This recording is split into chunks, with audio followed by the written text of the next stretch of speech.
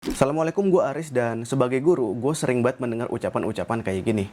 Ah, percuma aja buka usaha, gue mah nggak punya bakat buat buka usaha. Atau, gue nggak bisa jadi kaya nih, karena gue nggak punya akses untuk bergaul dengan orang-orang kaya. Atau, sekarang gue susah buat cari kerja karena nggak punya orang dalam. Ucapan kayak gini tuh mungkin terdengar sekilas kayaknya nggak ada salahnya gitu. Tapi kalau coba kita tinjau dari perspektif yang lebih komprehensif, ucapan-ucapan tadi itu sebenarnya cukup memprihatinkan. Dan kita akan coba bahas ini dalam segmen diskusi santai.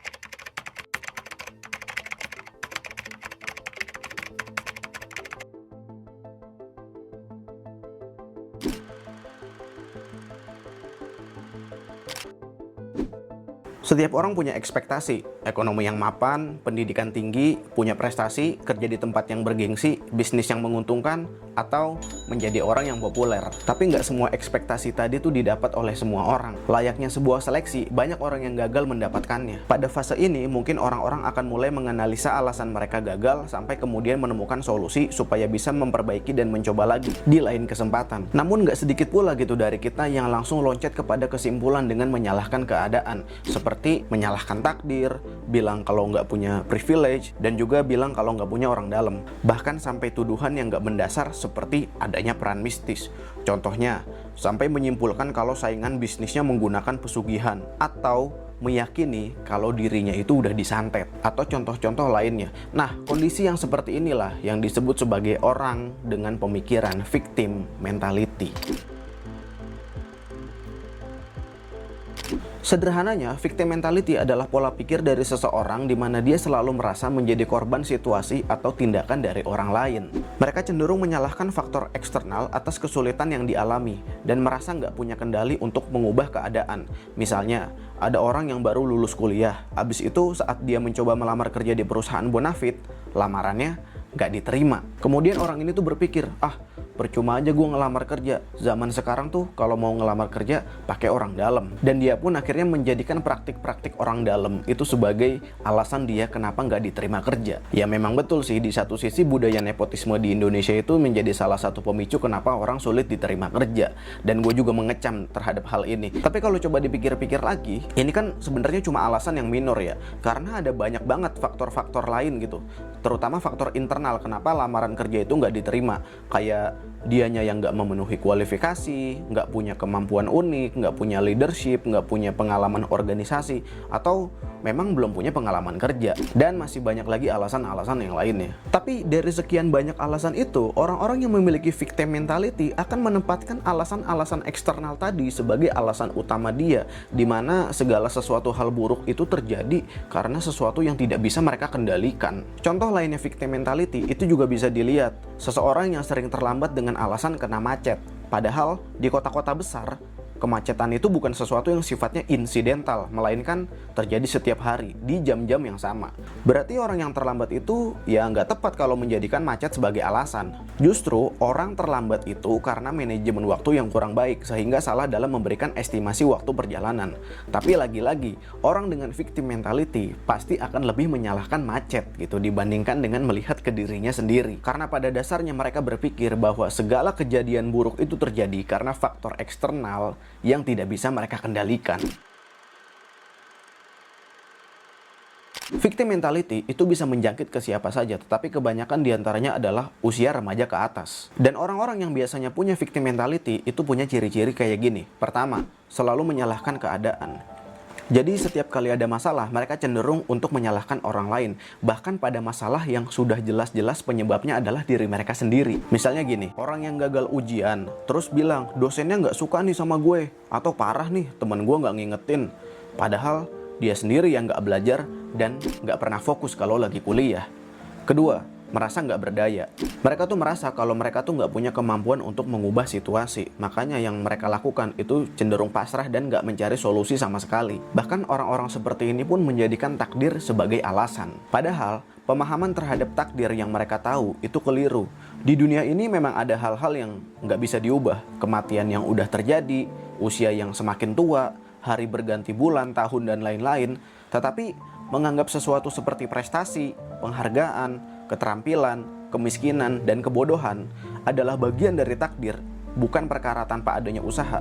Ini sebenarnya nggak lebih dari pembenaran atas kemalasan yang mereka punya. Padahal di dalam agama itu sendiri diajarkan, tidaklah Tuhan mengubah nasib suatu kaum kalau bukan kaum itu sendiri yang mengubahnya. Lalu yang ketiga, menolak saran dan juga bantuan.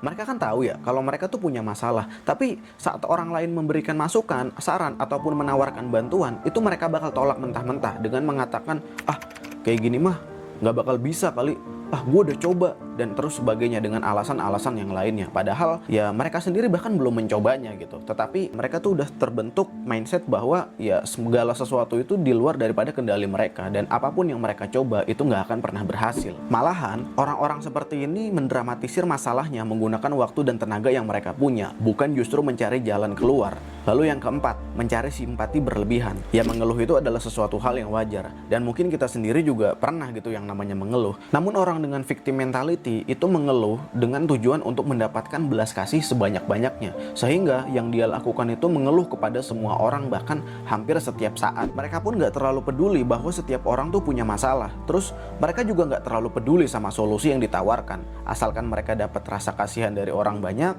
dapat perhatian, ya mereka merasa menang dengan itu, dan keadaan itu bisa terus berulang secara terus-menerus. Lalu kondisi yang terakhir, yaitu selalu pesimis. Mereka itu melihat segala sesuatunya dari segi negatifnya dan merasa kalau segala sesuatu yang buruk itu akan terjadi menimpa kepada mereka. Victim mentality itu bisa terjadi karena beberapa sebab. Yang pertama, salah pembentukan mental.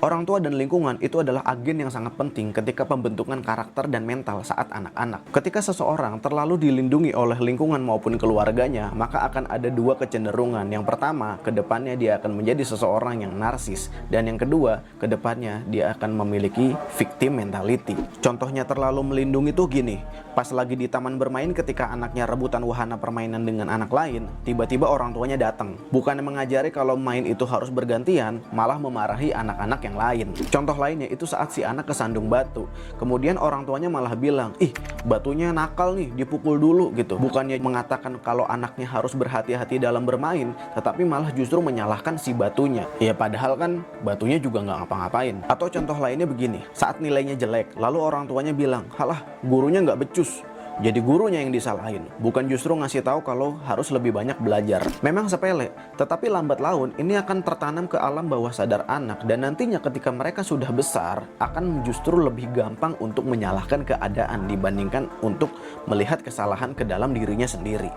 Kedua, trauma di masa lalu. Pengalaman buruk yang terjadi di masa lalunya itu bisa membuat seseorang menjadi rentan dan akan merasa kalau nantinya akan terjadi sesuatu hal yang sama seperti apa yang terjadi di masa lalunya.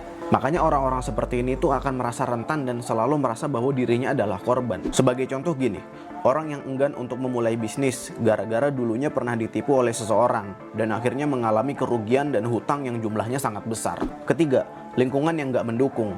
Tumbuh di lingkungan yang selalu menyalahkan dan tidak pernah memberikan dukungan emosional itu juga dapat mengakibatkan seseorang memiliki victim mentality. Misalnya saat seseorang mencoba berkarir sebagai seniman, dari awal merintis karirnya selalu dihujat bahkan tidak didukung oleh orang tua mereka sendiri. Tentu akhirnya membuat seseorang patah semangat dan menciptakan dinding tebal untuk mencoba kembali merintis di karir yang sama. Ya lama-kelamaan mereka akan berpikir, percuma aja gitu, ngapain gue melakukan hal kayak gini, ujung-ujungnya akan dihujat juga dan akan dijatuhkan juga. Keempat, pengalaman negatif yang selalu berulang. Mengalami kejadian negatif yang terus-menerus itu dapat mengakibatkan seseorang akhirnya menjadi depresi dan mengalami trauma juga. Sehingga akhirnya ketika dia ingin mencoba sesuatu hal yang baru, dia akan mengatakan bahwa dunia ini nggak adil gitu. Padahal nggak semua hal buruk itu disebabkan oleh orang lain, bisa juga disebabkan oleh kelakuan diri sendiri. Kelima, pernah menjadi korban.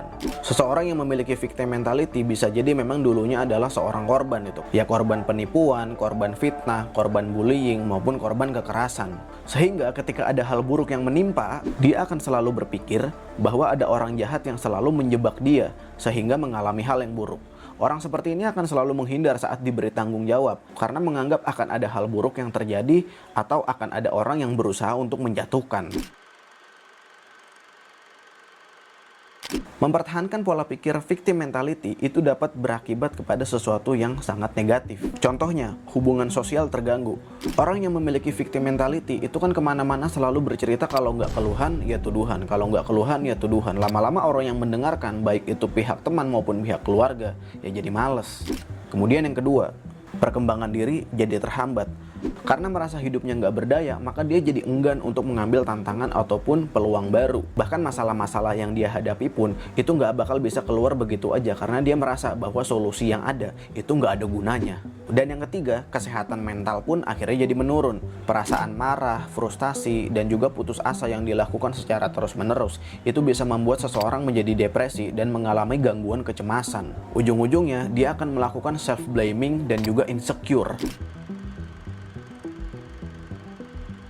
Kalau lu merasa bahwa dalam diri lu itu punya victim mentality dan lu bermasalah terkait dengan itu, maka ada beberapa cara yang bisa dilakukan. Yang pertama, bicaralah dengan orang yang dianggap bisa menolong. Hari ini orang-orang udah mulai sadar terkait dengan pentingnya kesehatan mental. Jadi lu mudah untuk mencari seseorang seperti terapis, ataupun psikolog, ataupun minimal orang yang ngerti terkait dengan kondisi lu. Ceritakan bahwa lu memiliki masalah ini, atau ceritakan pula lu punya trauma di masa lalu.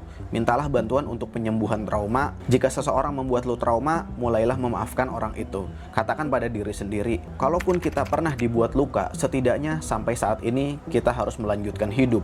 Dan jangan lupa, belajar pula untuk memaafkan diri sendiri. Kedua, berusahalah open-minded.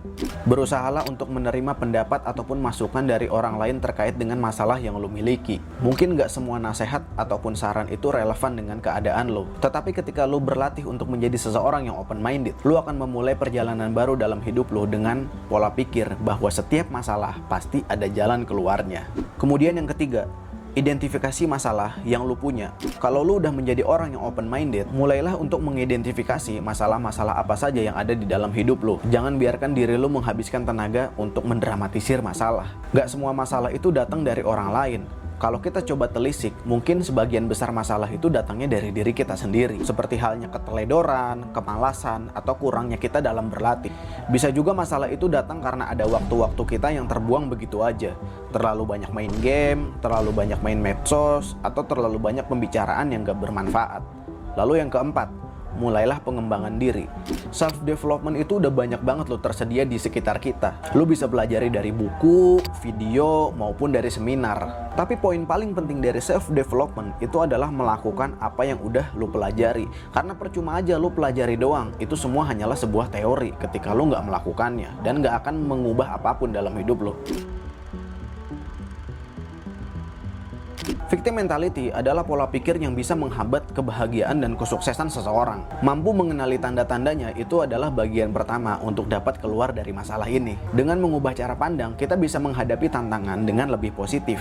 Lalu victim mentality itu juga ada di sekitar kita, sebagaimana tadi ciri-ciri yang udah gue sampaikan. Tapi apa yang gue sampaikan di sini itu bukan bertujuan untuk dijadikan bahan menghakimi orang lain. Misalnya seseorang yang mengeluh, itu belum tentu memiliki victim mentality. Bisa aja mereka emang punya masalah yang bener-bener serius. Dan kalaupun lu menemukan orang yang benar-benar punya victim mentality, maka melabeli mereka dengan sebutan atau julukan tertentu juga sama sekali nggak membantu apapun. Karena pada dasarnya mereka ini justru butuh bantuan untuk keluar dari masalahnya. Dan juga bukan untuk dicuekin. Karena kalau misalnya dicuekin, mereka juga belum tentu keluar dari masalah itu. Daripada lu cuekin, ada beberapa cara yang bisa dilakukan. Misalnya dengan mengajukan beberapa pertanyaan stimulus seperti, lu udah coba baca buku ini belum? Atau lu udah coba melakukan ibadah ini belum? Atau lu pernah datengin dokter ini atau psikolog ini belum? Atau hal-hal solutif lainnya. Sehingga dalam hal ini, lu nggak terkesan untuk menggurui, melainkan mencoba membuat mereka sendiri yang berpikir bagaimana cara keluar dari permasalahan yang mereka hadapi. Dan cobalah untuk bertukar pikiran dan perasaan. Biarkan mereka berbagi perasaan mereka, tapi jangan biarkan mereka berlarut-larut juga ya. Nah, dengan begitu, kita juga bisa jadi lebih memahami orang lain tanpa harus menyakiti diri sendiri. Kehidupan itu nggak ada yang tahu. Mungkin pada kesempatan berikutnya kita yang bertukar masalah dengan orang yang selama ini kita ajak bicara. Tetapi setidaknya kita udah saling berempati dan tidak untuk meremehkan masalah satu dengan yang lainnya. Ya, kurang lebih itu aja sih yang pengen gue sampaikan. Terima kasih udah menonton dari awal sampai selesai. Sampai jumpa pada video selanjutnya. Assalamualaikum.